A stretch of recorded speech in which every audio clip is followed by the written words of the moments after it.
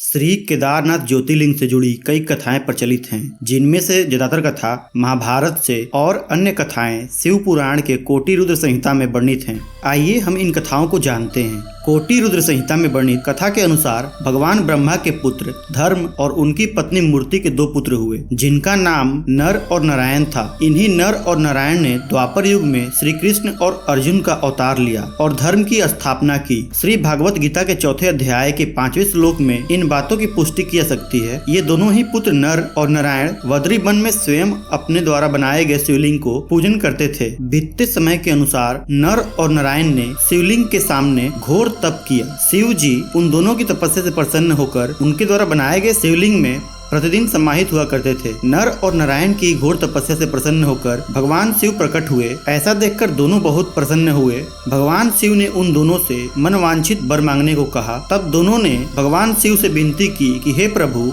आप तीनों लोगों का कल्याण करते हैं, अतः आपसे विनती है कि आप सभी के कल्याण हेतु यहाँ सदा के लिए शिवलिंग में विराजमान हो जाएं। तत्पश्चात भगवान शिव ने ऐसा ही किया।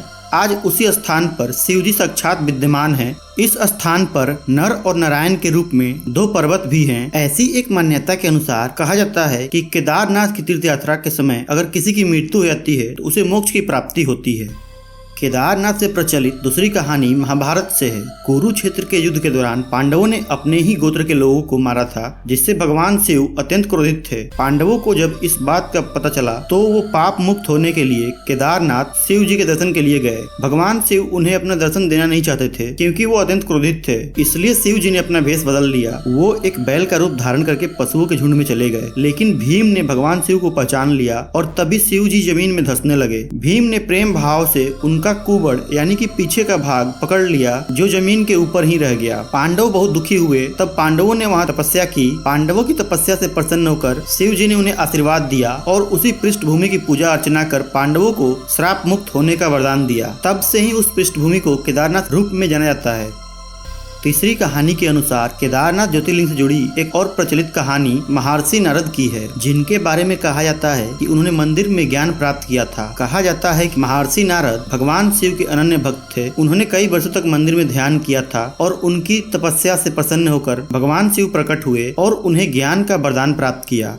केदारनाथ से जुड़ी चौथी कहानी राजा भोज के बारे में है। राजा भोज को एक ऋषि ने राक्षस के रूप में जन्म लेने का श्राप दिया था, जो आगे चलकर सत्य भी हुआ। लेकिन भगवान शिव की भक्ति के कारण श्राप को संशोधित कर दिया गया और उन्हें केदारनाथ मंदिर में ही मरने का वरदान दिया गया। इस मंदिर से जुड़ी कहानी के अनुसार राजा भोज राक्षस कालनेमी के रूप में पैदा हुए तथा आगे चलकर उन्हें केदारनाथ मंदिर में भगवान शिव के द्वारा मोक्ष की प्राप्ति हुई। केदारनाथ से जुड़ी 5वीं कहानी के अनुसार यह मान्यता है कि भगवान शिव माता पार्वती से विवाह के पश्चात 7 ऋषियों को सबसे पहले अपना उपदेश केदारनाथ मंदिर के पास ही दिया था।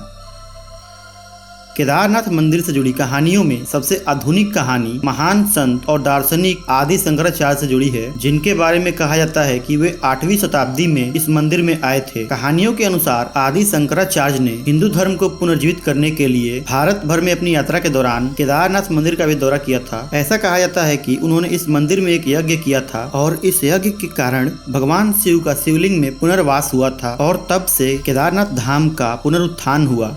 इस कहानी में इतना ही। हम अपनी अगली वीडियो में केदारनाथ से जुड़े अन्य रहस्यों के बारे में बात करेंगे। तब तक आप इस वीडियो को लाइक कर दें और चैनल को सब्सक्राइब कर लें। हर हर महादेव।